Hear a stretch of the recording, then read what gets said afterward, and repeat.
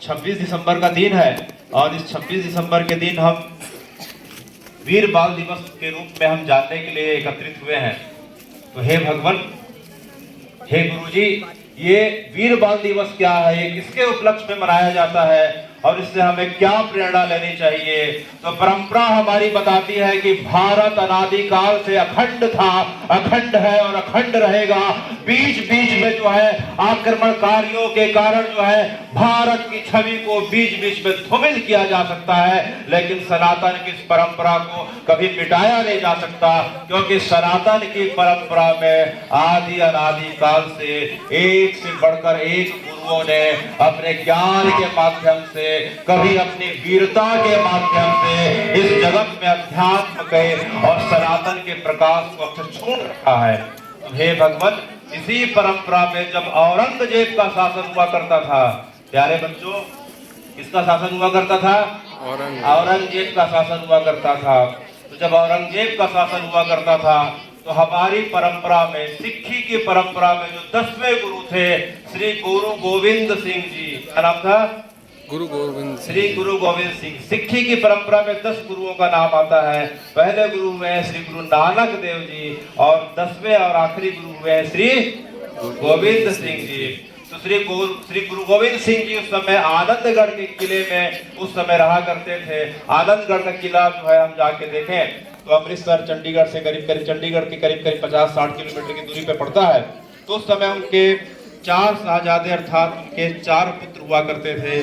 बड़े पुत्र का नाम था भाई अजीत सिंह, बोलिए भाई अजीत सिंह, भाई जुझार सिंह, भाई फतेह सिंह और भाई जोरावर सिंह। बड़े की उम्र जो है 15 वर्ष, फिर 13 वर्ष, फिर 7 वर्ष, फिर 5 वर्ष की साहबजादों की उम्र हुआ करती थी। मुगलों के आक्रमण के कारण जो है पूरा भारत जो है इस त्रस्त हुआ करता था। गुरुजी अपने सैन्य बल के साथ, अपने शौर्य वीरता साहस के दम पे उन्हें इस प्रकार से पछाड़ दिए थे। और एक बार क्या हुआ कि जो है उन्होंने 7 महीने की आनंदपुर किले की उन्होंने घेराबंदी कर दी और देखते देखते किले की घेराबंदी होने के बावजूद भी गुरुजी ने क्या किया कि अपने सैनिकों के साथ, अपने खालसाओं के साथ, उनके साथ जम के लोहा लिया। और 7 महीना बीतने के बाद औरंगजेब को लगा कि अब गुरुजी के साथ मैं ज्यादा समय तक टिक नहीं पाऊंगा, तो उसने कुरान की कसम और जो है गौ माता को सामने रख के उनके लिए संदेश भेजाया कि जो है गुरुजी आप आनंदगढ़ किला छोड़ के अगर आप जा सकते हैं तो हम आपका कुछ नहीं करेंगे और हमारा और आपके बीच का इस प्रकार का रास्ता अलग हो जाएगा। तो हे भगवान, वह दिन था, वह दिन थी 20 दिसंबर 1704। कौन सा दिन था? 20 दिसंबर 1704। तो गुरुजी के पास जो पत्र आता है वो उन्होंने विश्वास करके आनंदपुर साहिब के किले को छोड़ने का जो है उन्होंने किया और अपने साथ 400 सिख खालसाओं की फौज को लेकर, अपने 4 साहिबजादों को लेकर, अपनी माता गुजरी बाई को लेकर, अपनी धर्मपत्नियों के साथ आनंदगढ़ किले से कूच करे। इधर शाम 25 किलोमीटर तक पहुंचे नहीं थे, सिरसा नदी के किनारे शाम हो गई थी। तभी खबर आती है कि औरंगजेब का जो है सूबेदार वजीर खान उन्हें जो है आक्रमण के लिए जो है पीछे से आ रहा है। यह देख के उनका हृदय टूट गया कि किस प्रकार की कुरान की कसम, किस प्रकार से गौ माता को सामने रख के इसने बात किया। तब से उनका इस परंपरा से पूरी तरीके से विश्वास हट गया। 400 सिख थे और पता चला कि उनके पास कई लाख सैनिक थे, लेकिन करते तो क्या करते, सिखों ने तो सिर कटाना समझा है, सिर झुकाना कभी ना समझा है। तो हे भगवान, इस परंपरा में जो है गुरु गोविंद सिंह ने फिर क्या किया कि अपने जो है कुछ खालसाओं को वजीर खान से लड़ने के लिए सामने नियुक्त कर दिया ताकि जो है युद्ध में वो सामने रहे। और उन्होंने क्या किया कि सामने जो सिरसा नदी बह रही थी, जो नदी का नाम क्या था बच्चों? सिरसा नदी। सिरसा नदी उस समय बहुत उफान थी, क्योंकि उस समय बहुत घनघोर बारिश हो रही थी, काले बादल छाए हुए थे, आसमान में कड़कड़ाती बिजली चमक रही थी। इन सब के बीच गुरु गोविंद सिंह को जो है सिरसा नदी को पार जाना था।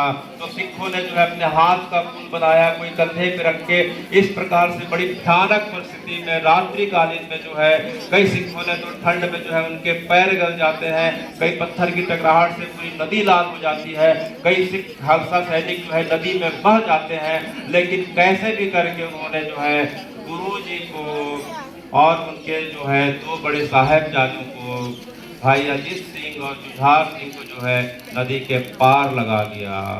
और इधर क्या हुआ कि लड़ाई की अफरा तफरी में माता गुजरी बाई और जो है गुरु गोविंद सिंह के दो बच्चे जो थे, जो छोटे बच्चे थे, भाई फतेह सिंह और भाई जोरावर सिंह, इस प्रकार से अलग रास्ते की ओर चल पड़े। उनके साथ उनका रसोईया गंगू था। कौन था? गंगू था। तो इस प्रकार से जो है सबका रास्ता अलग अलग हो गया। बहुत सारे जो है खालसा युद्ध में वीर गति को प्राप्त होते हैं। प्यारे बच्चों, गुरु जी सिरसा नदी के उस पार चले जाते हैं और जो है गुजरी बाई अर्थात जो है गुरु गोविंद सिंह जी की माता जी थी, जो छोटे साहबजादों के साथ जो है अलग चल पड़ती है। तो इस प्रकार से जो हम देखते हैं कि 21 तारीख को नदी के उस पार पहुंचते हैं 21 दिसंबर को। तो दिन भर जो है बैठ के विचार विमर्श करते हैं। नदी के ऊपर जो किनारा था, ऊपर जो है किला दिखाई पड़ रहा था, वह कच्चे मिट्टी का किला था। उस किले को जो है देख के उन्हें लगा कि हमारे लड़ाई के लिए उपयुक्त जगह हो सकती थी। वह किला जो है भाई जीत सिंह और भाई रूपचंद का था। उन्होंने जैसे ही पता चला कि गुरुजी आ गए हैं, तो उन्होंने किले को सर्वस्व अर्पित करके जो है उनके चरणों की सेवा मांगी। तो इस प्रकार से गुरुजी अपने साथ जो है मात्र 40 सिखों खालसाओं के साथ, कितने? अब उनके साथ कितने सैनिक थे? 40 थे। और पांच प्यारे थे। कितने प्यारे थे? 5 प्यारे थे। सिख परंपरा में, खालसा परंपरा में जो है पंच प्यारों का जो है बड़ा अच्छा नियम माना जाता है। पंच प्यारे अपने आप में जो है हर निर्णय लेने में सक्षम रहते हैं। उनकी आज्ञा से सब कार्य किए जाते हैं। तो गुरु जी के साथ उनके छोटे बच्चे, पंच प्यारे और 40 जो है खालसा सैनिक थे। और देखते देखते ऊपर पहुंच जाते हैं। इधर वजीर खान को पता चलता है तो उसने क्या किया कि तब तक 21 तारीख को नदी के उस पार आ जाते हैं। नदी के उस पार आने के बाद सबसे पहले प्रयास करें कि जो है हमसे समझौता कर लो, यहाँ से छोड़ के चले जाओ। लेकिन उसके समझौता की बात आते ही जो है गुरु गोविंद सिंह ने जो है एक तीर मार के जो है एक सैनिक को उसके मार दिया। अब तो देखते देखते प्यारे बच्चों युद्ध का बिगुल बज गया था। और युद्ध के बिगुल के बजने के बाद इधर से उनकी सेना आ रही थी। इधर गुरु जी के पास 40 सैनिक थे, उससे ज्यादा सैनिक नहीं थे। तो उन्होंने क्या किया कि 5-5 सैनिकों की टुकड़ी बनाना प्रारंभ कर दी। तो 5-5 सैनिकों की जो टुकड़ी बनती है उसमें जो है 8 टुकड़ी बनी। तो पहले जो है टुकड़ी में जो है युद्ध के लिए जाते हैं, गुरु जी की आज्ञा लेके जाते हैं। भाई कीरत सिंह जाते हैं, भाई मेहर सिंह जाते हैं, भाई आनंद सिंह जाते हैं, भाई लाल सिंह जाते हैं। ये पांचों जो है युद्ध के मैदान में जाते हैं। देखते देखते इनकी तलवारों की और गर्जना से और इनके तीर भालों से पूरे दुश्मन सैनिकों में हाहाकार मच उठता है।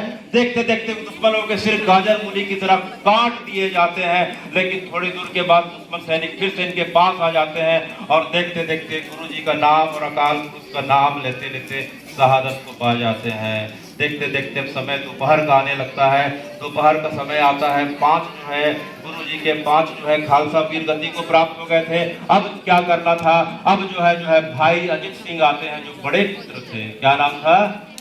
भाई अजीत सिंह आते हैं। भाई अजीत सिंह जो है पिताजी से आज्ञा मांगी कि पिताजी जो है मैं युद्ध के मैदान में जाना चाहता हूँ, देश राष्ट्र की सेवा करना चाहता हूँ। गुरुजी ने उन्हें जो है बड़े प्रेम और भाव के साथ गले लगा के भेजा। उन्हें पता था कि इस युद्ध के मैदान में जाने की गारंटी है लेकिन वापसी की गारंटी नहीं है।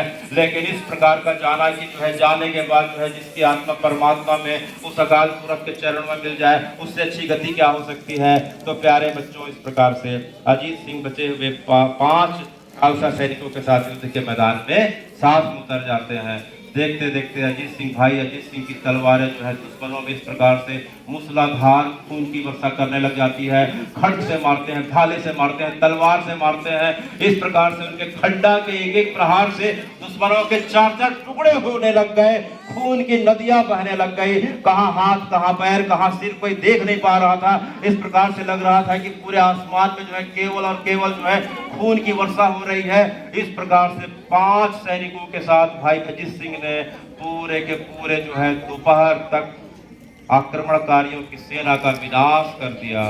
लेकिन उनकी सेना की संख्या बड़ी होने के कारण देखते देखते वे चारों तरफ से घिर जाते हैं। चारों तरफ से घिरने के कारण जब उनकी तरफ आक्रमण होने लग जाते हैं तब फिर उन्होंने क्या किया कि देखते देखते उनकी तलवार टूट के गिर जाती, फिर भाले से युद्ध करने लग गए। फिर उनके जो है भाई मोहकम सिंह ने फिर से उन्हें तलवार दी। तलवार की उन्होंने एक मार ऐसी मारी कि दुश्मन के 4 टुकड़े तो हो गए, लेकिन उनकी तलवार भी टूट के 2 टुकड़े में बढ़ गई। तभी दुश्मनों को मौका मिल गया और उन्होंने जो है भाई अजीत सिंह पर वार कर दिया।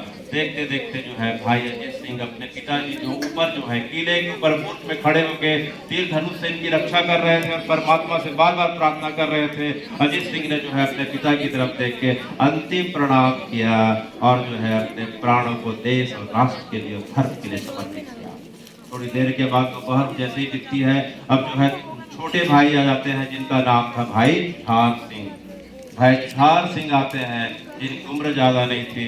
भाई जी जब आते हैं तो बोलते हैं कि पिताजी मुझे वहाँ जाने की आज्ञा दीजिए जहाँ भाई अजीत सिंह गए हैं, वहाँ जाने की आज्ञा दीजिए जहाँ भाई अजीत सिंह गए हैं। पिताजी को तो पता था कि जो है भाई अजीत सिंह कहाँ चले गए, लेकिन राष्ट्र और धर्म का सवाल था बच्चों। किसका सवाल था?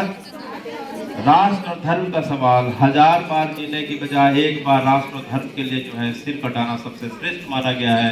इसलिए पिताजी ने उन्हें गले लगाते हुए कहा कि भाई झार जो है, आज तुझे मैं आशीर्वाद देता हूँ कि जा तू मौत रूपी दुल्हन को गले लगाएगा। किसे गले लगाएगा? मौत रूपी दुल्हन को गले लगाएगा। यह बोल के जो है उन्होंने तीर प्रदान करे, उन्हें आशीष दिया और उस प्रकार से छोटे भाई युद्ध के मैदान में जाते हैं। छोटे भाई का दमखम पराक्रम तो बड़े भाई से भी इतना ज्यादा भयंकर निकला कि इस प्रकार से लगा कि ये हो क्या रहा है। इतना धूल आसमान में केवल और केवल खून के छींटे, नीचे देखो तो धूल के छींटे, चारों तरफ कटी फटी लाशें, सिर के अलावा कटे फटे हाथ पैर के अलावा कुछ दिखाई नहीं पड़ रहा था। पूरे चारों तरफ जो है मैदान में केवल चीख चित्कार सुनाई दे रही थी। दुश्मन सैनिक पीछे भागने लग गए, इन्हें पीछे दौड़ा के मारने लग गए। इस प्रकार से बहुत दूर तक घेरे के पार जाके दुश्मनों का इस प्रकार से उन्होंने सफाया कर दिया। धीरे धीरे शाम होते गई। इनके साथ जो बाकी सैनिक थे, बाकी खालसा थे, कुछ वीर गति को प्राप्त होने लग गए थे। देखते देखते दुश्मनों ने इन्हें भी घेर लिया और घेर के जो है शाम तक इनकी भी शहादत हो गई। तो इस प्रकार हम देखते हैं कि जो 22 दिसंबर की तारीख है, कौन सी तारीख है? 22 दिसंबर की तारीख है। उस पर जो है दोनों बड़े भाई शहादत को पा जाते हैं। इधर जो है गुरु गोविंद सिंह और अपने 2 पंच प्यारों के साथ आनंदगढ़ जो किला था, सिरसा नदी के किनारे जो किला था, उसको छोड़ के जो है आगे निकल जाते हैं। फिर क्या होता है? फिर इधर क्या होता है कि जो गुजरी बाई थी, कौन थी? जो माता जी थी, गुरु गोविंद सिंह की जो माता जी थी, जिनका नाम गुजरी बाई था, उनके साथ जो छोटे साहबजादे थे फतेह सिंह और जोरावर सिंह, एक की उम्र 5 वर्ष की थी, एक की उम्र 7 वर्ष की थी, कहीं कहीं 1-2 वर्ष का अंतर आता है। उनके साथ जो है गंगू नाम का रसोइया था, उनके साथ जो है वे जगह जगह भटकने लग गए। पहली रात को जो है कुंभी मास्की के यहाँ उनका निवास हुआ, एक महिला के यहाँ। उन्होंने अच्छी खातिरदारी करी। 24 तारीख को फिर क्या हुआ कि जो गंगू रसोइया का जो गांव था, जो खेड़ी नाम का गांव था, कौन सा गांव था? खेड़ी नाम का गांव था। वहां जाके निवास करते हैं, वहां जाके रुकते हैं। गंगू रसोइया ने देखा कि माता जी के पास सोने की बहुत सारी मुहरें हैं, तो उसके मन में लालच आ गया, क्योंकि वजीर खान ने जो है ऐलान करवा दिया था कि बचे हुए शाहजादों को जो पकड़ाएगा उसे इनाम में मैं बहुत कुछ दूंगा। तो उसने लालच के कारण क्या किया कि जो है वहां के सूबेदार को खबर कर दिया, और देखते देखते दोनों साहबजादे और जो है गुजरी माता जी को कैद कर लिया जाता है। पहली रात को 24 दिसंबर को, कौन से दिसंबर को? 24 दिसंबर को वहाँ पास जो है मोरिंडा नाम का गांव है। मोरिंडा नाम के गांव में जो है उन्हें किले के अंदर जो है जेल में रखा जाता है। 25 तारीख को उन्हें जो है वहाँ ले जाया जाता है, सरहिंद ले जाया जाता है। कहाँ ले जाया जाता है? सरहिंद ले जाया जाता है। पंजाब में एक जगह है उसे सरहिंद बोलते हैं।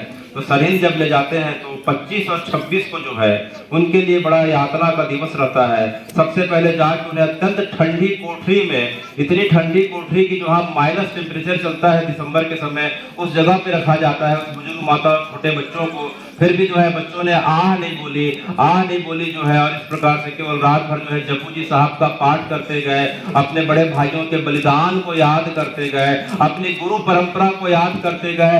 रात भर माता जी ने बच्चों को केवल बताया तो बलिदान की बात बताई, वीरता की बात बताई और शौर्य की बात बताई कि अरे जो है जुझारे जो है फतेह, अरे जोरावर तू क्यों डरता है? देख तो देख, तेरे बड़े भाइयों ने देश और राष्ट्र के लिए शहादत दी। और इसके पहले जो है जो गुरु गोविंद सिंह के जो पिता थे, अर्थात इन बच्चों के जो दादा थे, श्री गुरु तेग बहादुर सिंह जी। कौन थे? श्री तेग बहादुर सिंह जी ने दिल्ली में चांदनी चौक अगर जाते हैं, लाल किला के सामने चांदनी चौक है, चांदनी चौक के सामने गुरुद्वारा पड़ता है, उसे गुरुद्वारा श्री शीशगंज साहिब कहते हैं। वही शीशगंज साहिब के सामने में एक चौक पड़ता है, उसे हम फव्वारा चौक के नाम से जानते हैं। उसी जगह पे गुरु तेग बहादुर सिंह के साथ जो है उनके 3 प्यारे शिष्यों का जो है बलिदान हुआ था। भाई रतिदास, भाई मतीदास और भाई दीनदयाला ने उसी जगह पे हंसते हंसते जो है, एक को आरे से काट दिया जाता है, एक को जो है रुई से लपेट के जिंदा जला दिया जाता है, एक को खौटते हुए तलाई में कढ़ाई में डाल के जिंदा खौला दिया जाता है। लेकिन उन्होंने रियासत और धर्म की खातिर गुरु जी के नाम को लेते हुए अपने धर्म को कभी नहीं बदला और अपने प्राणों की आहुति दी। तो वह दिल्ली का फव्वारा चौक जाके देखना चाहिए। लाल किला तो सब जाते हैं, लेकिन लाल किला के सामने जो है गुरुद्वारा शीशगंज साहिब जाना चाहिए। उसका नाम गुरुद्वारा शीशगंज साहिब इसलिए पड़ा क्योंकि जो है 24 नवंबर 1675, कौन सा दिन बच्चों?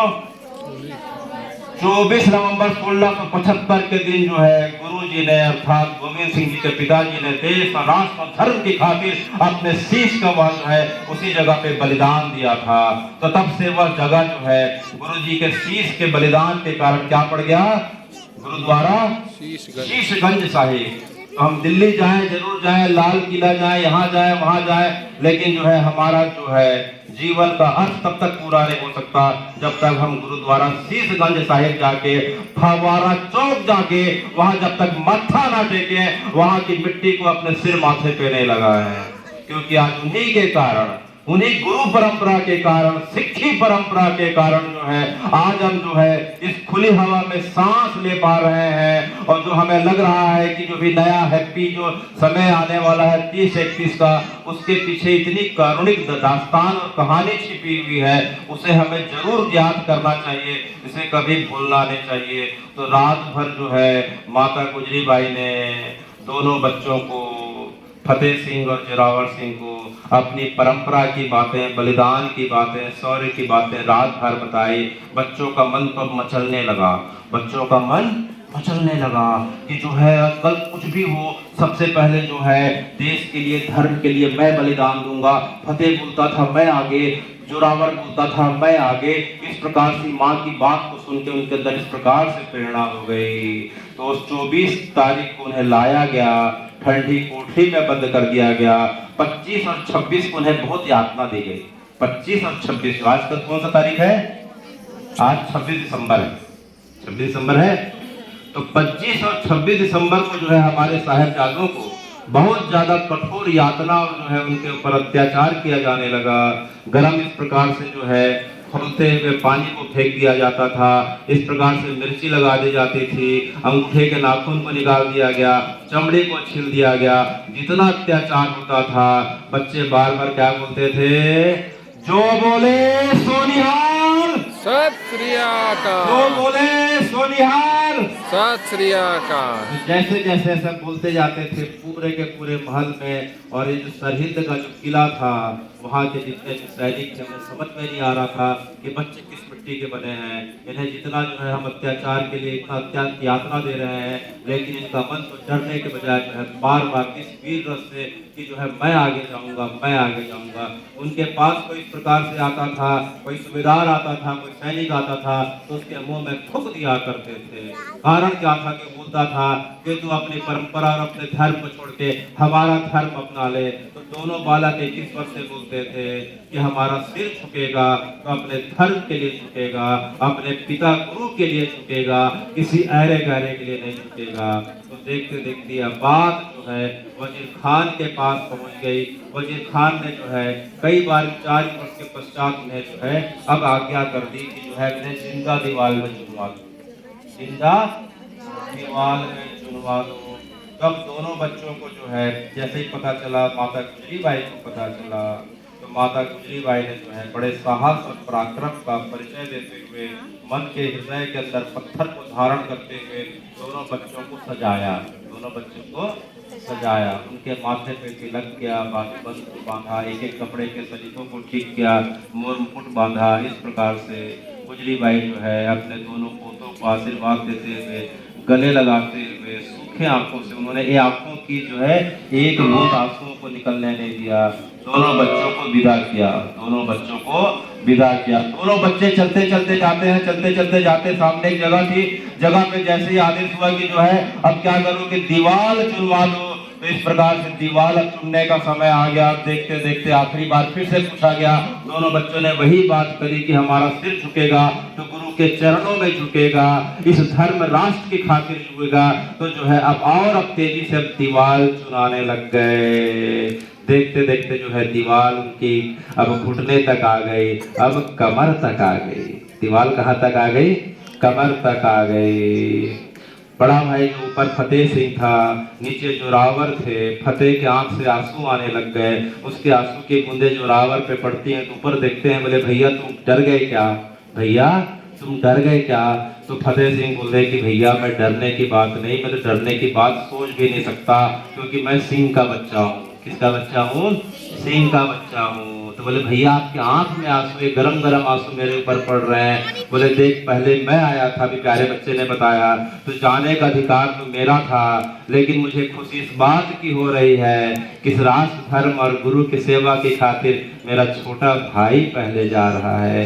तो बच्चे जो है ये खुशी के आंसू है, गम के आंसू नहीं है। तो देखते देखते दीवार जो है उनके गले तक आने लग गई। अब जैसे गले तक आने लग गई, अब दोनों बच्चे जोर जोर से बोलने लग गए। आप बच्चे भी साथ में बोलेंगे, ठीक है?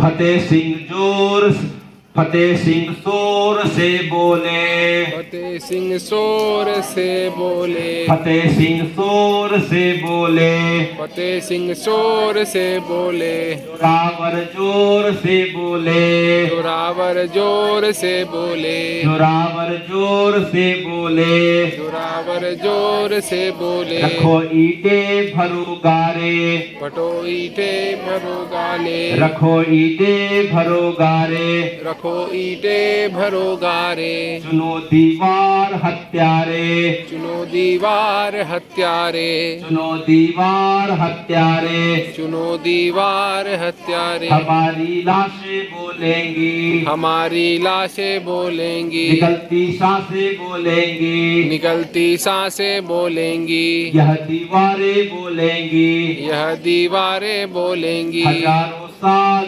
बोलेंगी, हजारों साल बोलेंगी। भैया क्या बोलेंगी? नीचे से आवाज आई कि भैया क्या बोलेंगी?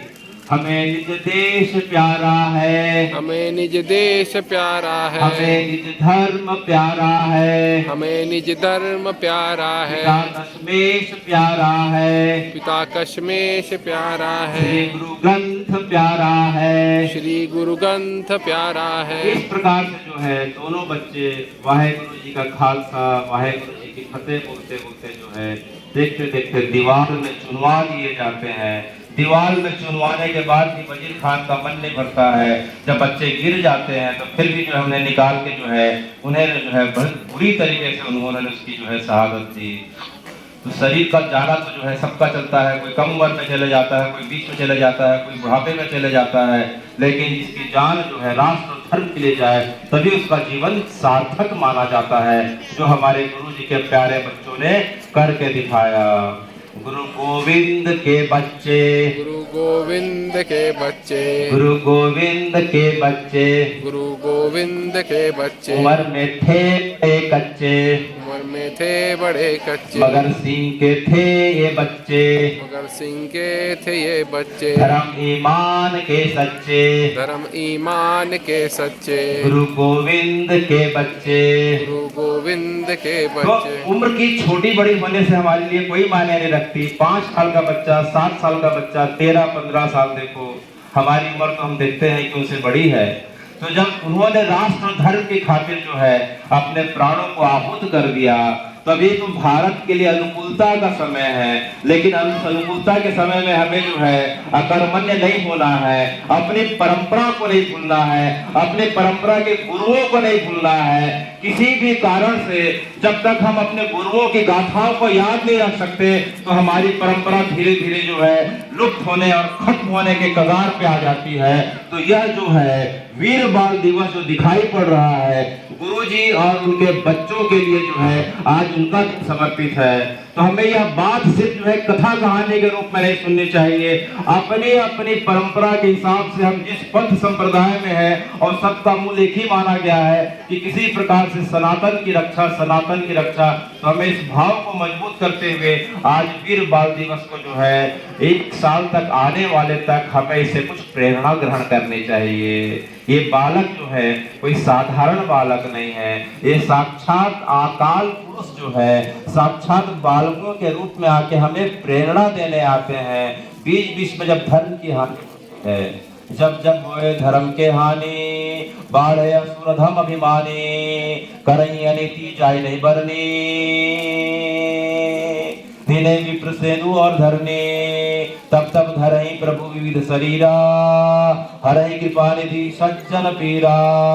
तो जब जब भी भारत पे जो है खंड भारत पे इस प्रकार की समस्याएं आती हैं, धर्म की हानि होती है, तो भारतवर्ष के चारों कोनों में जो है उस अकाल पुरुष का, उस परमात्मा का, उस राम कृष्ण का अनेकों अनेक रूप में अवतार होता है और उनके माध्यम से वे धर्म की रक्षा करते हैं और हमें प्रेरणा देते हैं कि हमें अपने धर्म की किस प्रकार से रक्षा करने का प्रयास करना चाहिए। तो इसी बातों को पूरा करते हुए आप सबको बहुत बहुत धन्यवाद। चलो भाई, जो बोले सो निहाल, सत श्री अकाल। जो बोले सो निहाल। सत श्री अकाल। वाहेगुरु का खालसा, वाहेगुरु जी की फतेह। वाहेगुरु जी का खालसा, वाहेगुरु जी की फतेह।